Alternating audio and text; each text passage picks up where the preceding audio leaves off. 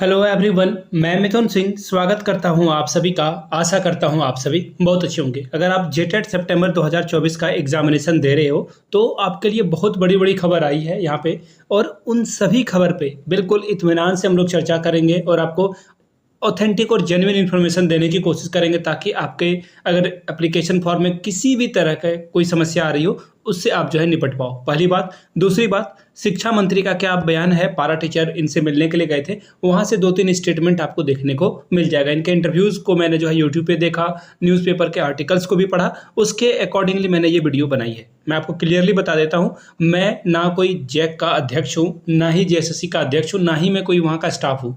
मैं जो भी बातें मीडिया में, जितनी बातें आपके लिए सामने रखी गई है उतनी बातें मेरे सामने भी रखी गई है।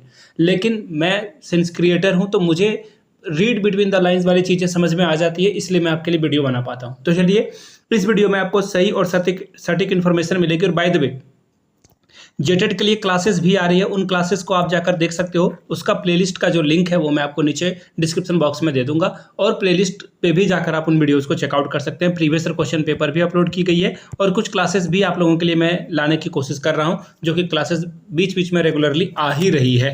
तो चलिए, सबसे पहले मैं आपको बता देता हूँ। देखिए, सबसे बड़ा कंसर्न जो जेटेट के लिए ये था कि प्रत्येक खंड में 40%, यानी कि 12-12 नंबर आपको लाना अनिवार्य था। अगर 30 में जो है 12 अगर आप नहीं लाते हो तो आप डिस्क्वालीफाई हो जाओगे। तो इसके रिगार्डिंग जो है शिक्षा मंत्री ने अपने सेक्रेटरी को बुलाया, और देखिए, जो ये पारा टीचर के स्टेटमेंट है जो उन्होंने बाहर में आकर इंटरव्यू में दिया है, उन्होंने स्पष्ट तौर पर कहा है कि ये जो 40% वाली जो बाध्यता है इसे जो है तुरंत खत्म कर दिया जाएगा। ये नहीं चल पाएगा झारखंड में। तो ये तो चलो, सबसे जो बड़ी सिरदर्द आपके लिए थी वो हट जाएगी। अब देखिए, यहाँ पे दो बातें आती है। झारखंड में सिंस आपको पता है ना कि जब तक आप अपने हक के लिए खुद खड़े नहीं होगे तो आपके लिए कोई आगे नहीं आएगा। तो सिंस ये जो 40% है अभी के लिए, तो सीधा सीधा ये समझ लो कि शिक्षा मंत्री ने पारा टीचर के लिए हटाया है। और मुझे जहां तक लग रहा है ये शिक्षक पात्रता परीक्षा है, तो मुझे लग रहा है ओवरऑल सभी कैंडिडेट को इससे बेनिफिट मिलना चाहिए। अब देखिए, पारा टीचर के लिए अलग प्रावधान हो सकता है या नहीं, या फिर जो है जनरल कैंडिडेट जो है उनके लिए भी होगा या नहीं होगा, ये समय के गर्भ में छिपा हुआ है।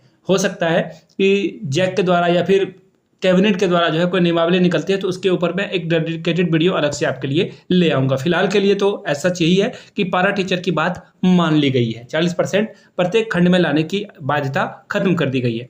फॉर्म में एडिट का ऑप्शन मिलेगा। देखिए, ये तो बहुत ही बेसिक चीजें थी, मैं कभी भी इस पर डर नहीं रहा था। बहुत सारे बच्चे मोबाइल से जिन लोगों ने फॉर्म भरा है, तो जो बीएड का सेशन जिन लोगों ने डाला था, देखो वहाँ पे जो है आपको ईयर जो है मेंशन नहीं देखने को मिलेगा। आपका सेशन अगर सपोज कर लो कि 2016-18 है, तो ये सेशन आपको दिखेगा ही नहीं। ये जो है एडिट, आई मीन जब फॉर्म आप पीडीएफ के फॉर्म में डाउनलोड करते हो तो ये आपको नहीं दिखता है। तो ये एक समस्या आ रही थी। इस पे देखिए, अब मैं उसी समय देखा, मैंने जब मेरे साथ भी ये समस्या हुई तो मैं समझ गया था कि ये जो एडिटिंग का ऑप्शन है डेफिनेटली देगी। अब कोई भी एग्जाम उठाकर देख लो, पूरे ऑल ओवर इंडिया में कहीं भी आपको एडिटिंग का ऑप्शन नहीं मिलता है क्या? डेफिनेटली मिलता है। या फिर बीपीएससी का फॉर्म आपने भरा होगा तो आपको बोला जाता है कि आपको फिर से नया फॉर्म भरना होगा, पैसे लगेंगे, यानी कि फॉर्म को केयरफुली आप भरिए।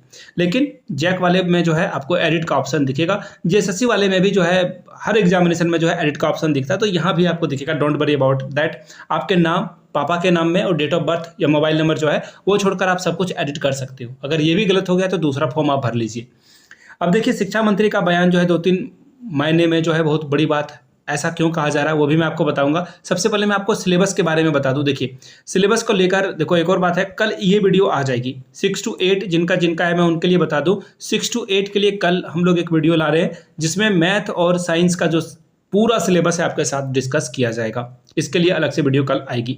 अब ये देखो, मैं ओपन करके आप लोगों को बता देता हूँ। जो ऑनलाइन कोर्स खरीदना चाहते हैं, किसी से भी, मैं किसी का नाम नहीं लूंगा, किसी के बारे में बुरा प्रचार नहीं करूंगा, आप किसी से भी लेना चाहते हो ना, तो वहां पे जब भी आप इंक्वायरी करोगे तो आप बस ये पॉइंट आप देखकर जो है पूछ लेना, आपके पास ये है क्या, ये आप पढ़ाओगे क्या। और मैं अभी आपको बता देता हूँ, साइंस हो या आपका एसएसटी हो 6 to 8 वाले के लिए, या फिर 1 to 5 के लिए भी हो, तो उनसे आप ये सवाल जो है पूछ लेना। अगर वो आपको संतुष्ट कर पाते हैं इसमें, तो फिर आप जो है आगे बढ़ जाना। अब यहाँ से देखिए, आप देखो, एक्चुअली मैं फिर से एक बार आप यहाँ से ऊपर से दिखाता हूँ आपको। ये देखिए, ये नई नियमावली है झारखंड सरकार की स्कूली शिक्षा साक्षरता विभाग के द्वारा जो है नियमावली है। जैक के वेबसाइट पे ही आपको मिल जाएगा। नहीं तो आप हमारे टेलीग्राम से जुड़ जाइए। टेलीग्राम चैनल का लिंक नीचे कमेंट बॉक्स में और डिस्क्रिप्शन बॉक्स दोनों जगहों पे दिया गया है। वहां से आप इसे जाकर डाउनलोड कर सकते हैं फ्री ऑफ कॉस्ट में, या फिर जैक के वेबसाइट से खुद से डाउनलोड कर सकते हैं। अब यहाँ से देख लीजिए, ये जो निकाला गया इसमें आप जो है देखो ये जो सीरियल नंबर आपको दिख रहा है ना, इस सीरियल नंबर पे आपको आना है। ये देखिए मैं अभी आपको सीरियल नंबर दिखा देता हूँ। यहाँ से आप देखो इस सीरियल नंबर 19 पे आप आओगे और इसमें जो है क्या बातें लिखी गई है, ये सारे पॉइंट को जो मैं अभी रेक्टेंगल बना रहा हूँ ना, इस शेप में जो बातें लिखी गई उसे ध्यान से पढ़िए। अगर आपका साइंस वाला सब्जेक्ट के ग्रुप में आप आते हो तो आपको 4 सब्जेक्ट पढ़ने होगा, एक्चुअली 5 टू बी प्रिसाइज 5। क्या क्या है देखिए, पीसीएम तो होगा ही होगा और जेडबीसी भी होता है, जूलॉजी बॉटनी और केमिस्ट्री। तो ऐसे में यहाँ सभी से क्वेश्चन पूछे जाएंगे। अब तो बोलेगा केमिस्ट्री मिल गया ना, तो कोई बात नहीं, उसे कंसीडर कर लो एक ना।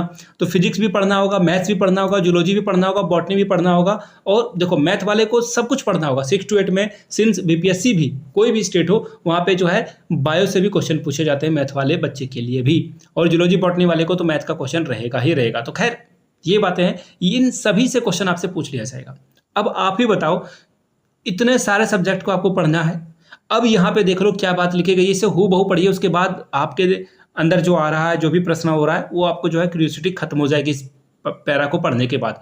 उच्च प्राथमिक विद्यालय स्तर पर पात्रता परीक्षा के लिए जो प्रश्न होगा वो विश्वविद्यालय अनुदान आयोग के मान्यता से प्राप्त स्टेट यूनिवर्सिटी के ग्रेजुएशन के जो पाठ्यक्रम है उसके अनुरूप होगा, और कठिनाई का जो स्तर होगा इसका वह स्नातक या फिर समकक्ष होगा। अब इसको ध्यान से समझने वाली बात है आपके लिए। देखिए झारखंड में टोटल कितने स्टेट हैं, सॉरी जो यूनिवर्सिटीज़ हैं 6 या 7 हैं, ठीक है। हम लोग जो है कंसीडर कर लेते हैं 7, थालापोरा रीजन। अब जो है 7 हम लोग कंसीडर कर लेते हैं कि यहाँ पे झारखंड में टोटल यूनिवर्सिटी, स्टेट यूनिवर्सिटी 7 है। गूगल कर लेना आप, ये बहुत कॉमन सी बात है। तो ये 7 यूनिवर्सिटी की अगर मैं बात करूं तो उन सभी के सिलेबस में जो बातें कॉमन दिखेगी वो वहां से क्वेश्चन पूछा जाएगा। आप सपोज करके देखो इन सारे से 5 सब्जेक्ट के कॉमन पूछे जाएंगे। ये तो मैंने अभी आपको फिजिक्स केमिस्ट्री मैथ का एग्जांपल दिया और जेडबीसी का एग्जांपल दिया। सेम विथ आपको इको भी पढ़ना होगा, आपको हिस्ट्री भी पढ़ना होगा, आपको ज्योग्राफी भी पढ़ना होगा, आपको सिविक्स भी पढ़ना होगा। इसके अलावा जो भी और भी सब्जेक्ट बनते हैं आर्ट्स वाले पेपर में वो भी आपको पढ़ना होगा। तो इन सभी को देख लो आप। ये जो 60 नंबर का सवाल पूछा जाएगा 6 to 8 में, यहाँ पे फंसना नहीं है आपको।